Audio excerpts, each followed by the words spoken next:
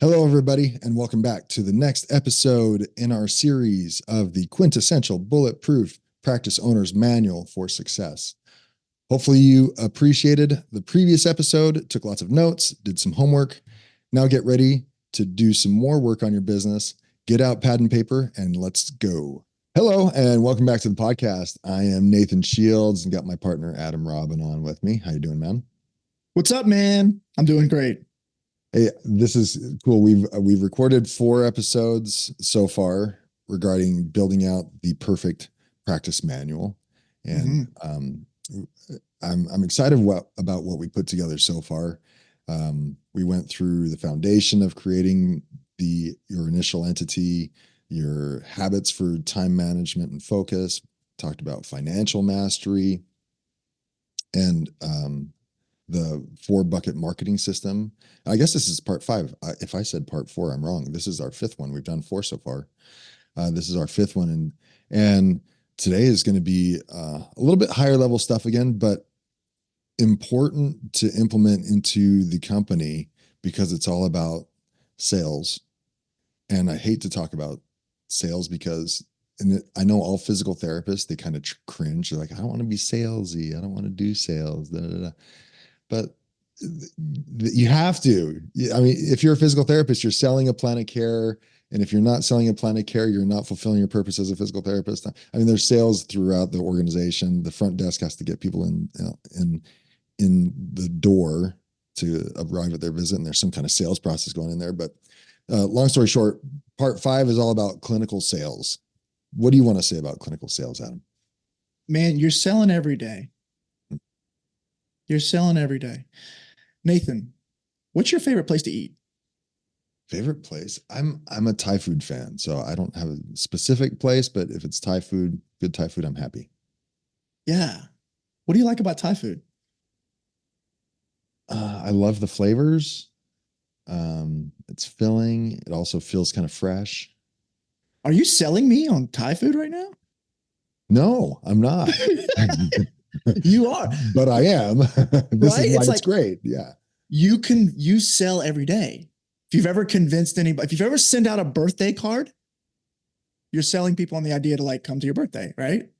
You're selling, if you ever convinced anybody like, hey, I think we should go on a double date and like go watch a movie, like you're selling, hey, I would love for you to come to this concert with me. I think it would be a really fun time. And like you're selling the concert for free. You know what I mean? It's because you actually believe that this would be a valuable thing that we could do together, right? I really believe in this product. I believe in this thing. I think it's worth considering because I think it's going to be impactful. I think it's going to be fun, right? So I think the first part of sales is to create the right mindset around it. Like what we're doing is like, number one, the first person that you're going to sell is yourself. Like you've got to remember, like, you have to ask yourself, do you believe in what you do? Like, do you truly believe that physical therapy, occupational therapy, speech therapy, whatever it is that you do is beneficial to the patients you work with? Are you really trying to transform their life? And if the answer is yes, then you have an obligation to try to help them in any way that you possibly can. And part of that process is to help orient them to what you do and identify like how you can help them and plug your service in as a solution to help them get what they really want. And that's all that sales is. It's not manipulation. It's not trying to trick you. It's, I want to help you. And I'm very, very committed to that. Mm-hmm. And we're talking about clinical sales, but it's clinical sales the purpose-driven provider program. And that's the name that you give it in your clinic. Am I right? Correct. And what's cool about it is it doesn't say sales in it, but it talks about purpose.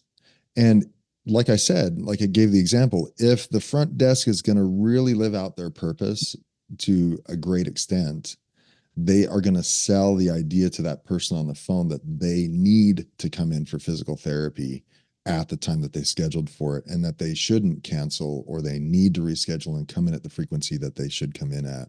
I mean, there is a sales process going on, but it's all about how they are living out their purpose at the front desk.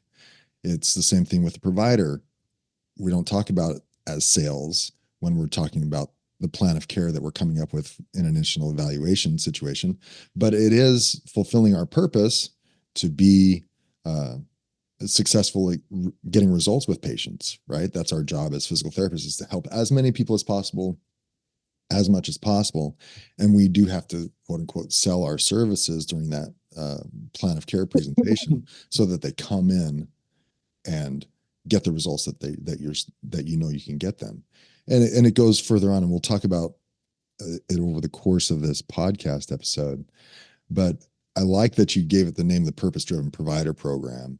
It doesn't use the word sales in it, just to, hopefully not trigger anyone who's upset about potentially selling stuff, but it's helping the clinic and the team members within the clinic remember this is helping us drive the purpose of not only our individual positions, but the purpose of the organization. Our organization is built to help as much as possible to as many people as possible to get the best results, the most results from all of the patients that are in our community. And if we're doing that at a high level, then everyone wins. Right. So I love that you tied it back to purpose and being purpose driven in the title of it. Yeah, it's definitely not the trick people into giving you money for no reason program.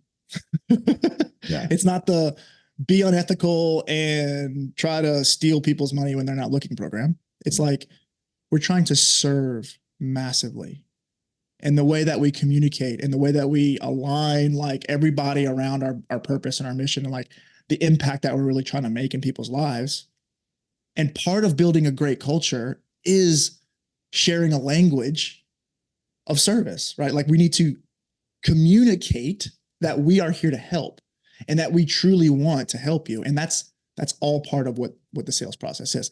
And by the way, sales also means helping people realize that maybe we're not the best fit for them, right? So sales is just, it's not only about trying to get the sale and try to get that and try to help people. It's also trying to help people realize that, hey, maybe like this isn't a good fit. Maybe this isn't the right place for you. Maybe you do need to go back and see your doctor again instead. Yeah. Maybe you need an x-ray. Maybe what we're doing here is really not the best thing for you. And so that's very much a part of the program. And at that point, it really is not sales, but it is closer to driving our purpose. That's right. Right. That's right. Cool.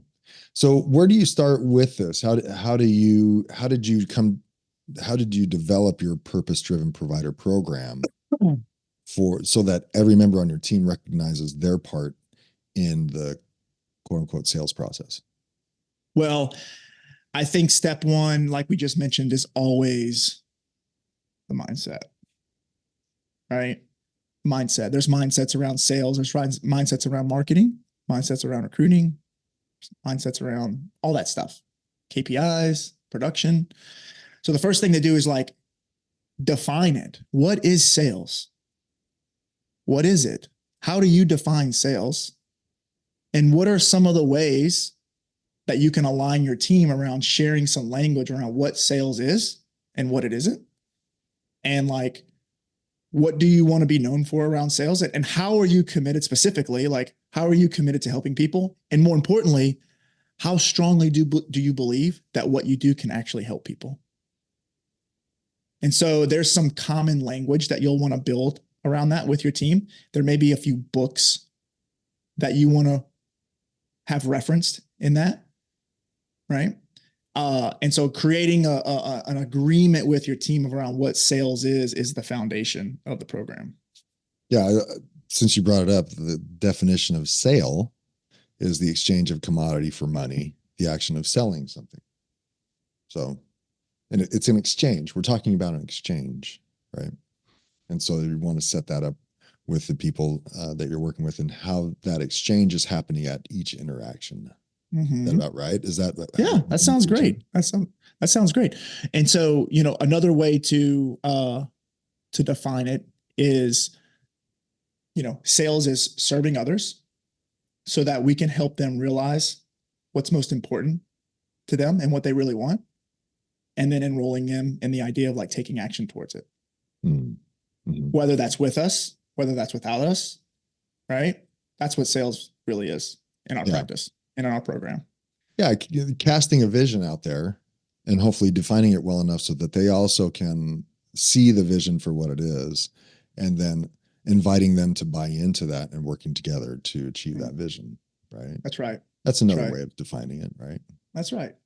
So like we didn't mention, but like in your notebook that you have, right? You got your notebook, you got your piece of paper at the top. It's This is page 5 of the notebook. page 5, right? It's clinical sales program, the purpose-driven provider program. Step 1 is sales definition. What is sales? It might be worth picking up a sales book or two, educating yourself on what that is and what it isn't, so you can orient yourself to the sales world. And you can put some language around that's specific to your company. And then you can share that with your team. Start having conversations like that with your team during your team meetings, right?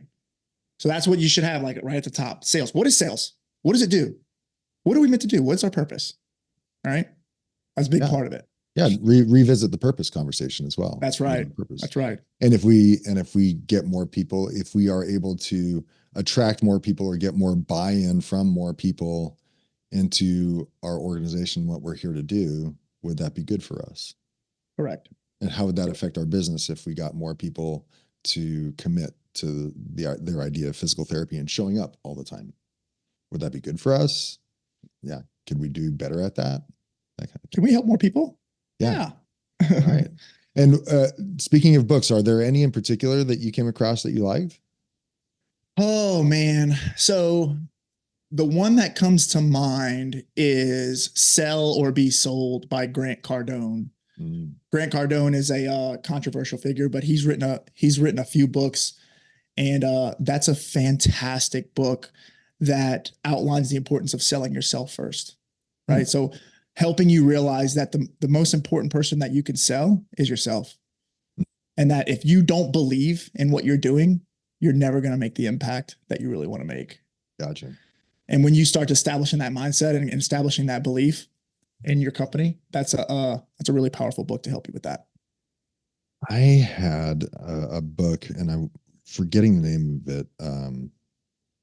I want to think it's Building a Story Brand. I believe that's it.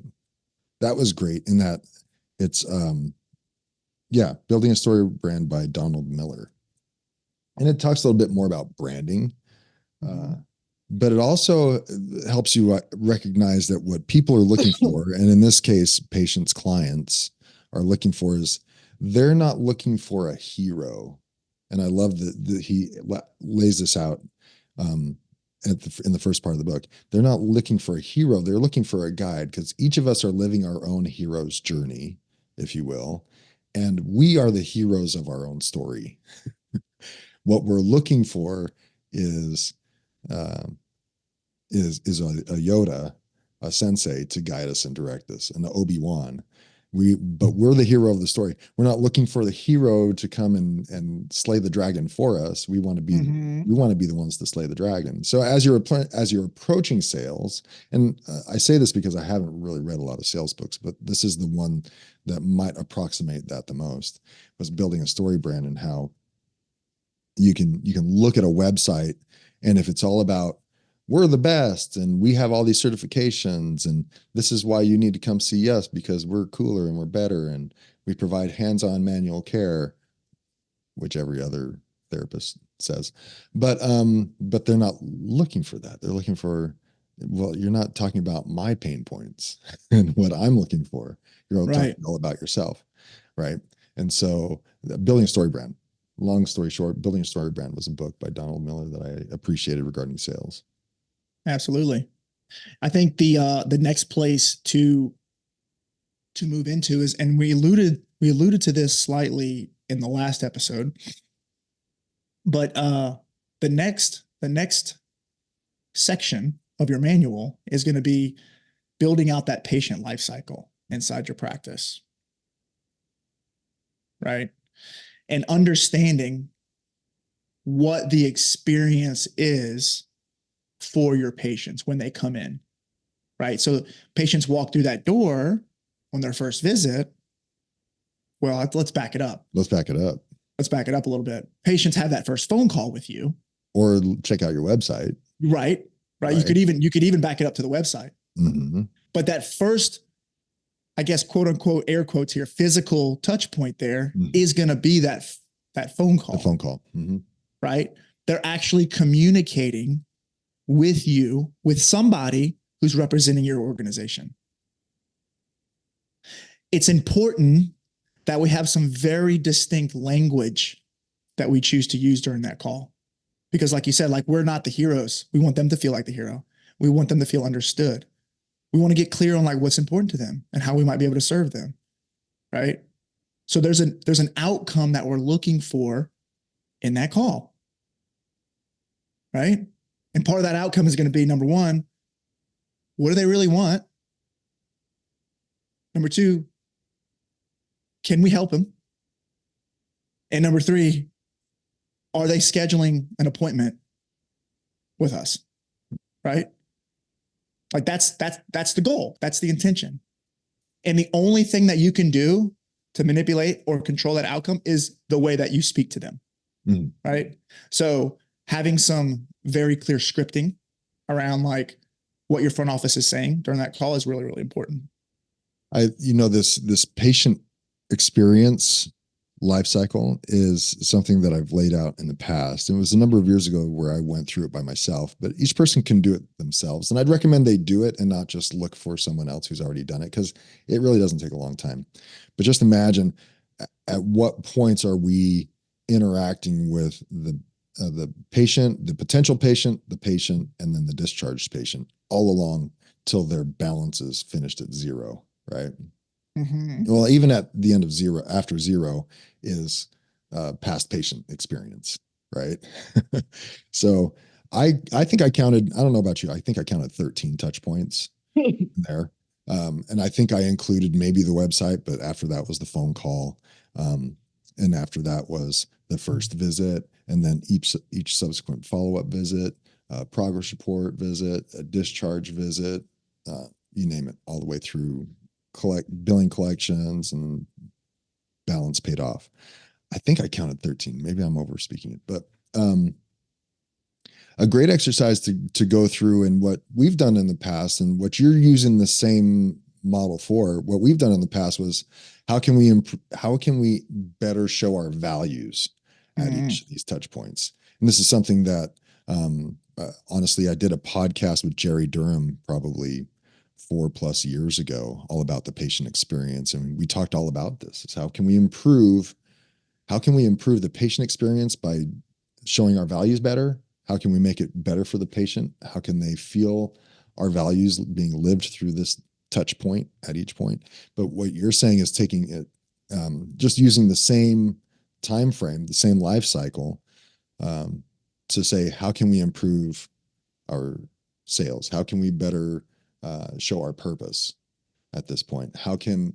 And you're going back to, what is the result from this that we want to see, right?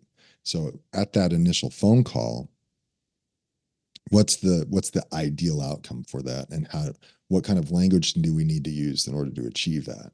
And to speak specifically to that first phone call, it drove me crazy when I didn't have my crap together and people were calling and just asking, do you accept such and such insurance? And my front desk person would say, yeah, we do.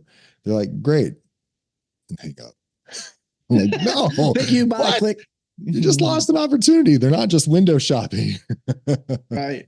Or, right. I've had interviews with Sturdy McKee, and he was just like, the first question out of that front desk patients or front patient care providers mouths should not be like, okay, let me get you in the system. What's your name? What's your date of birth? Da, da, da. No, this should be a conversation about, well, what are you looking for? What's your problem? Talk to me a little bit to see if we can help. Mm-hmm. What would be an ideal situation for? Have you had physical therapy in the past? And what's worked for you? What hasn't worked for you? This is what we do. And what body part are you working on? That kind of stuff would go a long way. And that one touch point can say a lot about the clinic for the person who's calling in.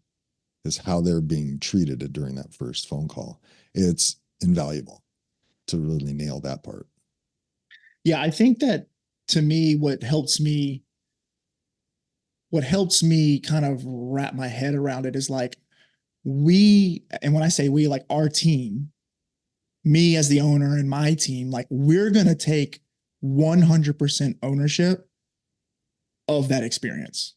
Like we're going to create an environment that we want to create.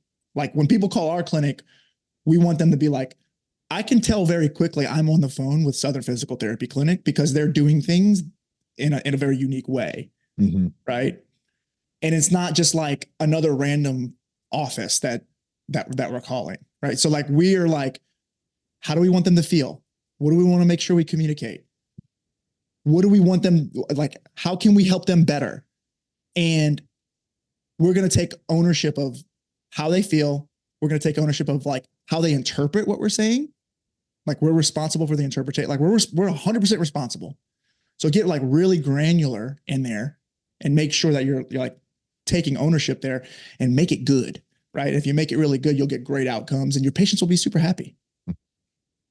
I've talked to D Bills a number of times on the podcast in that first interaction at the front desk. And it actually ends up being the last interaction as they walk out the door can totally frame the entire experience. Yeah. You can do magic behind the scenes as far as the physical therapy, as far as the therapy goes. But if they have a poor experience there at the front desk, before or after care, that could totally frame the entire experience right there, no matter how good you are. Yeah. So, on your paper, you've got initial phone call.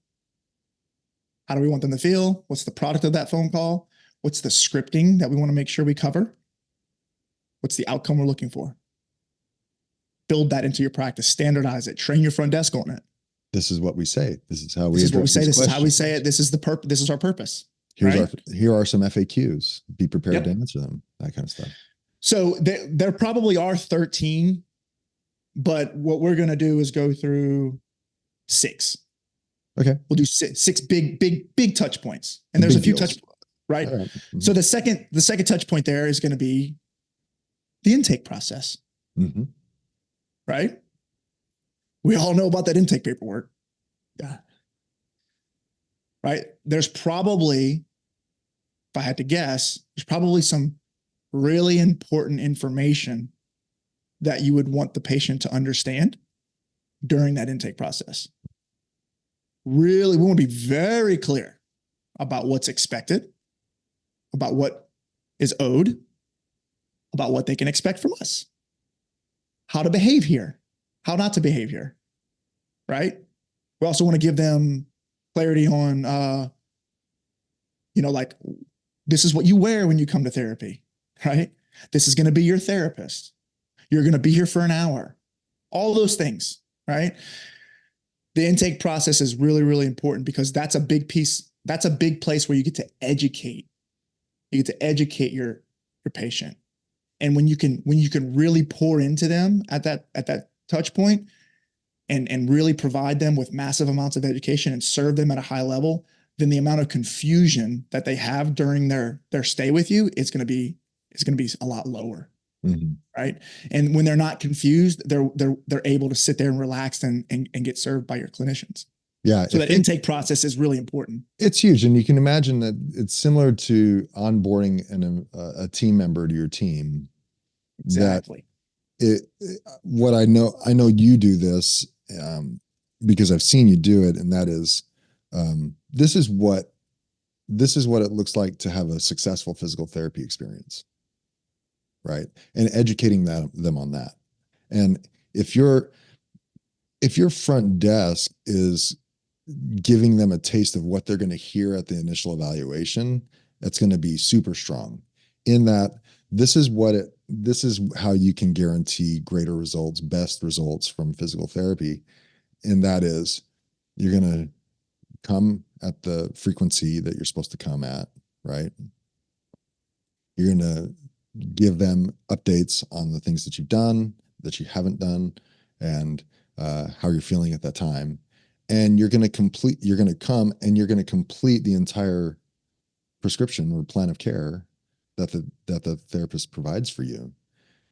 People who do this, who come at that frequency, communicate well with their providers, and come for the full plan of care are, I want to say the numbers like 60% more likely to be successful in the results that they get from physical therapy. And if they can hear that from a non-provider, and then that is doubled down with, so it's not the first time that they hear it when the provider says that to them at the initial evaluation, could be huge.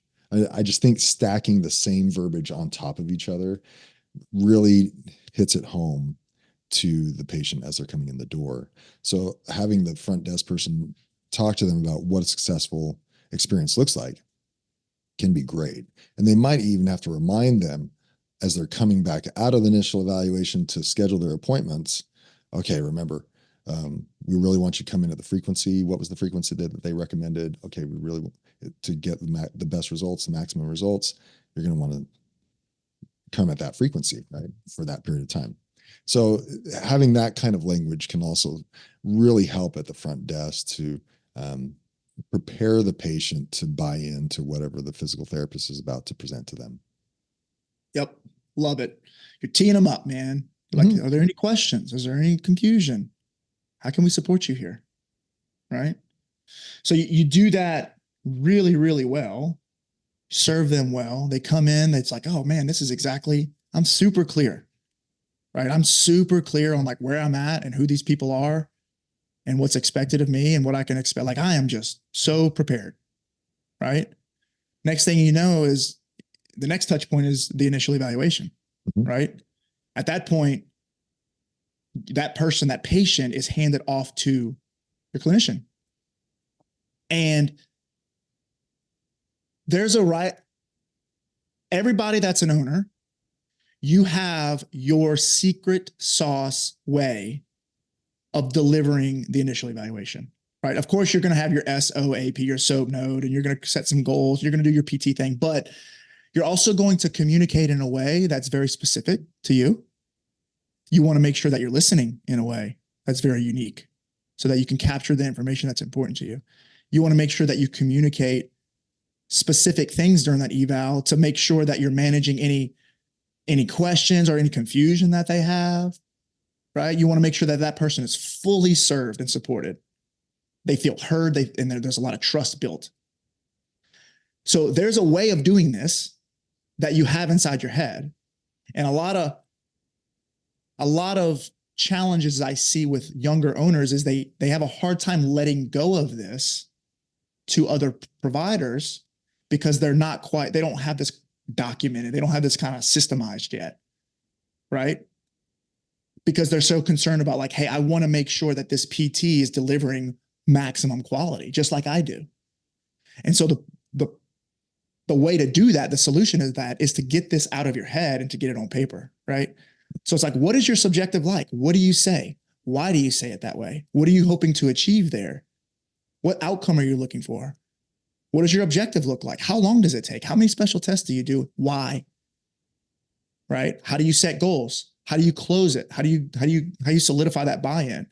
And when you can outline that during the initial evaluation with some loose scripts and some ideal outcomes and questions that are important to you, and you can train your team on that, you can develop a consistent product for your patients. So that initial evaluation is huge for any practice. Yeah, this was a really real hard point for me to understanding and finally come around to, in that I had a coach decade plus ago telling me the same thing. She said, you need to videotape your initial evaluation and see what you do uniquely well, because I don't think I'm alone. You're in the same boat. The owner of the practice typically has the best productivity numbers. Am I wrong? I mean, you probably have the best arrival rate, right? You probably have the patients that come at the best average frequency. They probably come for the longest period of time because they've bought into you. But the reason why it was a hard thing for me, it was a real sticking point, is because I didn't think that anything I was doing was very uniquely different than anyone else because it comes second nature to me. Like this is just how it's done. This is how, isn't this how everybody does it? I mean, it's just everyone. And I had that attitude as I was bringing on other providers, and they didn't have the same productivity stats that I did. It was like, what are you guys doing? I mean, are we all not doing the same thing here? And no, we weren't, because No, they weren't me. And I didn't train them on what it was that I did to get those engagement numbers. And so, like you said, having some kind of loose script is really important, especially if you're at a smaller scale where there's maybe 1 to 3 providers, including yourself. Another way to do this was something that I did with Tom DeLonzo, or that Tom DeLonzo Baker shared, is because he had the experience where he was bringing on these other providers, and other physicians were referring patients over to his practice and telling patients, you need to go see Tom. And so when they came to the practice, they were expecting to see Tom and not the other providers. And he wasn't able to get separation from him and his therapists in the doctor's minds. Right? Everyone experiences this, I think, to some extent. And what he did is he got his team together, and this was over the course of many weeks and months, was they decided that they were going to have a standard way of doing things across their practice during initial evaluation and specific to each major body part.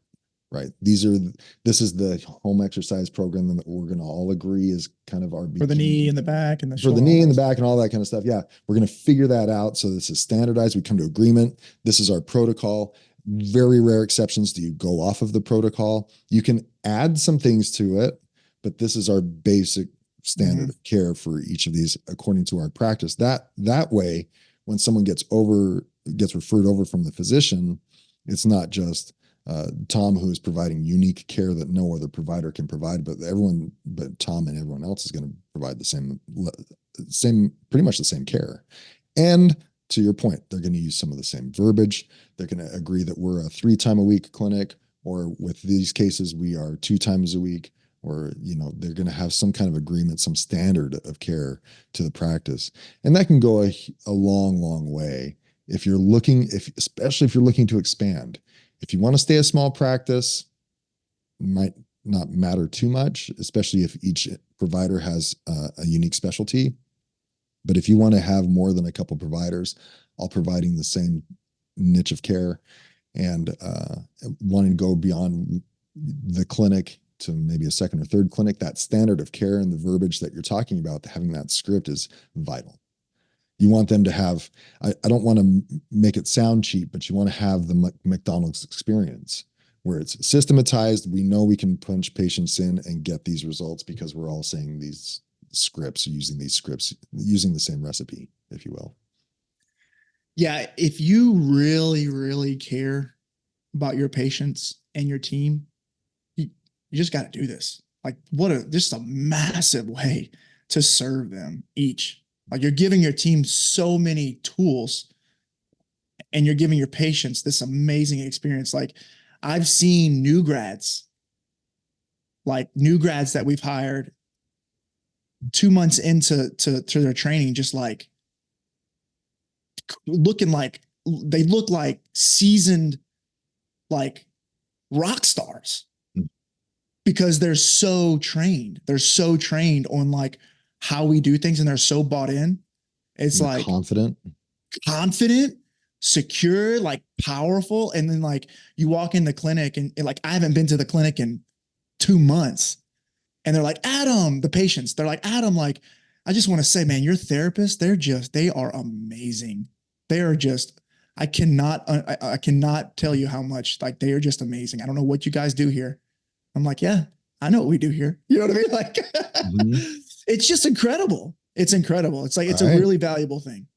Yeah. And if you're talking about the patient experience, I know we're talking about the initial evaluation here, but in general, I have had coaching clients in the past that say, my patients love it here, my providers love it here, and I don't know what it is that brings people back. And the exercise I gave them was ask the patients.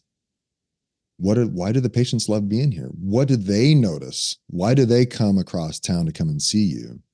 Or even ask the providers, what do you guys think? What do we do differently here? You've worked in other practices. What do we do differently here that makes you happy, makes the patients happy? Da, da, da. And you know what? When you get some of those answers, see if there's any way you can automate it, systematize it to keep it going so it doesn't fall out. So in that instance, they did I want to say once a quarter. I don't think it was once a month, but maybe once a quarter, they all agreed on a charity that they were going to work with, whether it was doing a 5K or a food drive or you name it, that kind of thing. So that was kind of their team building experience for the providers. And when the patients came in, everyone knew their name and they called them by the first name. Hey, hello, da da da da. For us, we had a whiteboard and we put like the riddle of the day or the joke or the trivia of the day. And we had TVs. And I know in Will's clinic at 10 a.m., they were going to watch The Price is Right as a clinic while they're doing their therapy. So if 10 a.m. came around, even the patients would be like, hey, it's 10 a.m. Where's The Price is Right?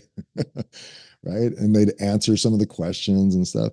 And that all of that was systematized. There was going to be someone in charge of putting the riddle of the day up on the whiteboard. There was going to be someone in charge of finding the charity for the next quarter and making sure that everyone was bought in. So those are all things that need to be systematized. I'm going past the eval a little bit here, but to the greater patient experience, these are all things that need to be dialed in. Dialed in, buddy. Dialed in. So we've got let me move my pencil here. Phone call, initial phone call. Dial it in. Intake process, initial evaluation, and then there's. And I consider those two different things. What's that? The initial intake at the front desk, and oh, then for sure, initial eval, right? And then the initial eval, right? And like a couple things in between there, like what about your confirmation call before the initial eval? Yeah, of course. And so I only bring that up because that's how I got to 13.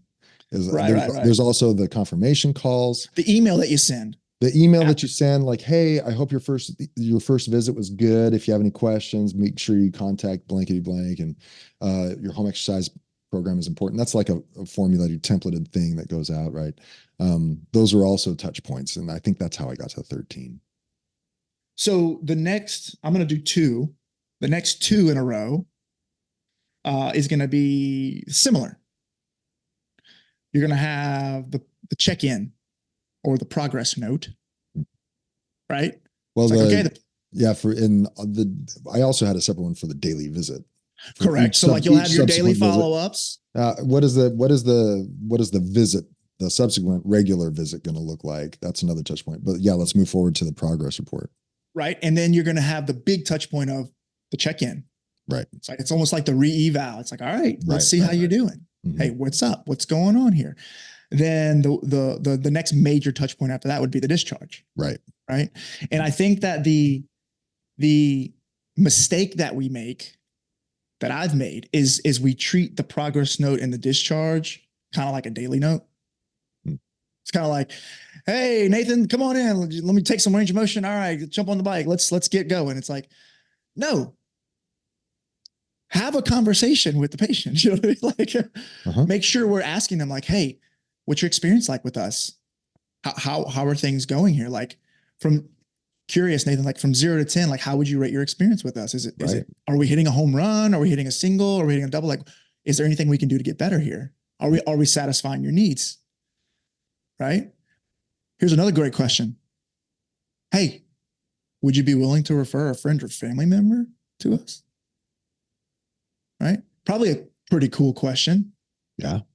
Like, so if I have a progress note with a patient, like I would expect that my therapist would actually have a sit down and look this patient in the eye and review their progress, and like have that, like, hey, are we hitting home runs with you? Like, what's going on?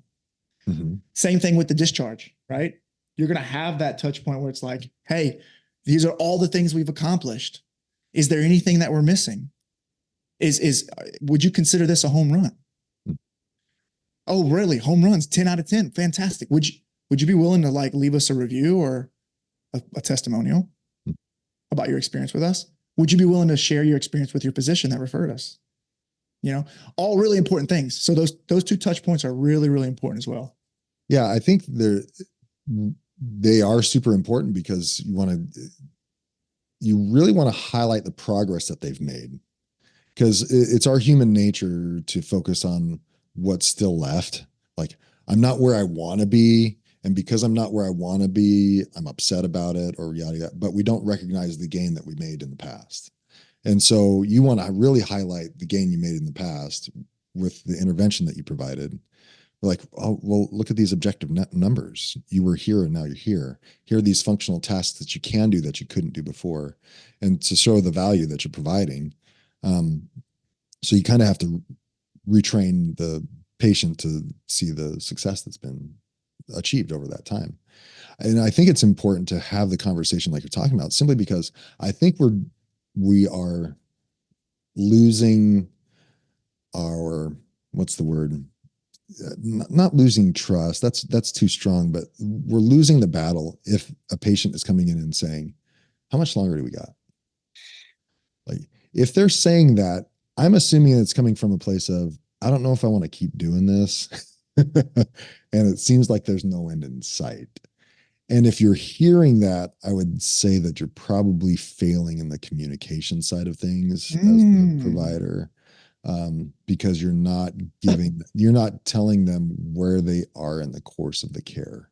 And if you're just having them come in and go, and they do their thing and they leave, and they're not communicating well, according to our expectations, you are probably about 40% of the way there, 50% of the way there. You should be able to do that as a provider and say, we agreed at the initial evaluation that you wanted to achieve these functional tasks. You can only do these functional tasks so far pain-free. We want to get you there and even further because you might regress after physical therapy. So you're only about 40 or 50% of the way there, which means we're expecting, our initial plan was to have you come in for 3 weeks. That at your current progress rate, we either need to see you more frequently or we need to plan on seeing you an extra 2 to 3 weeks. Those kind of conversations need to be had on a regular basis, probably every visit, because they want to know where they're at in terms of how much therapy they really need. Yeah, at that point, and this is why sales is important. This is a sales process. It's like you helping them understand how what they are doing is going to positively improve their life and help them get to what they want to do. So they can understand the value and they can buy into the idea of doing it. Unless they're just like, you know what, I don't want to do this. Like, that's a different story. Right. But like, that's part of what sales is. You're helping them see why this is important. Right. So yeah, really, really, really, really important touch points. You want to make sure that you're capturing the buy-in and then you're capturing the positive testimonials there. The final one is the follow-up. Right? Patient's been gone, they're discharged. Our thing is like, once a patient, always a patient. Once you step foot in our family, in our clinic, you become family. We're going to call you. Right? So there should be some periodic touch points that you have with those patients after they leave your clinic. Mm-hmm. And ideally, there should be some phone calls, not just phone calls, but maybe some emails, maybe some text messages too. And it's like, hey, Mrs. Smith, how you doing? It's really like, listen, I hope you're doing fantastic. Tell me a little bit about what's going on in your life. How's the shoulder? Mm-hmm. Is there anything I can do to support you today? Right. And so there's some communication there. That's important. Like, what's our point? What are we trying to do here? How can we support them? A lot of times, not all the times, but sometimes you'll find that maybe there's opportunities for you to serve them more. Maybe there's a new issue that they're dealing with. Perhaps they have a family member that they want to refer to you, right? And worst case scenario, if none of that's true, maybe you could just get to say, hey, I really appreciate you. And if there's anything you need, we'd love to support you. You know, show some gratitude to them. So having that follow up is really, really important. That can keep them in the life cycle, and that you can be there when they're ready, to be served. Well, this is where where physical therapists can truly devolve into a commodity if it's just one and done. Like, we treat you for your knee and we never see you again, right? That's when a patient later down the road is going to have a shoulder issue and they're just going to go wherever the physician tells them, right? It's with these follow-ups where you act like the dentist. I mean, usually when a person has a dentist, they have a dentist. They don't bop around to different dentists all the time. They want to stick with one. And this is how you avoid becoming a commodity and become that patient's physical therapist, that family's physical therapist, hopefully for life. And that's how you do it. You maintain communication. You say, hey, how are you doing? Hey, how's the puppy? I'm sure it's full grown now. Super fun, right? How's the vacation to Italy? Yada, yada, yada. Okay. Anything else going on that we can help you out with? Are you doing okay? How's the family? Right. You know, that's how we maintain that place in their lives. And they know, like, and trust us. And when they have something else come up, that they're going to come back and see us and not wherever the doctor wants them to go. Love it, man. So your final product today is your piece of paper with the clinical sales or some type of name at the top. Section 1 is going to be your mindset and your beliefs and your definitions of around what sales is. You're going to create some alignment with your team around what that is. Section 2, maybe a handful of books that are really relevant, that help you and your team develop a framework around sales. And then section 3 is going to be mapping out that patient life cycle. At minimum, initial phone call, intake, initial evaluation, progress note, discharge, and follow-up. Minimum. And developing strategic language, communication, and outcomes that you're looking for with those interactions, and standardizing that across your clinic with all your providers. And I would add just making sure there's standardized communication from the billing and collections team as well. Because sometimes sometimes we think that they are outside of us, especially if they're a third party, even if they're in-house, but you want to make sure that their language is following in line with the values of the company, and that because they're a representative of you, even if you're hiring that out, and you want to make sure that's aligned and that they're using the proper language. Love it. Rock and roll, man. Yeah. Part 5 in the books. Right. I think dude. I don't know, even know if we're halfway there to this. Dropping so much value here, man. Like, gosh. There's a lot more to come. There's so much more to come. Stay tuned. All right. Cool, man. Thanks again. We'll see you next time on the podcast. All right, buddy. Have a good day. See you, bro.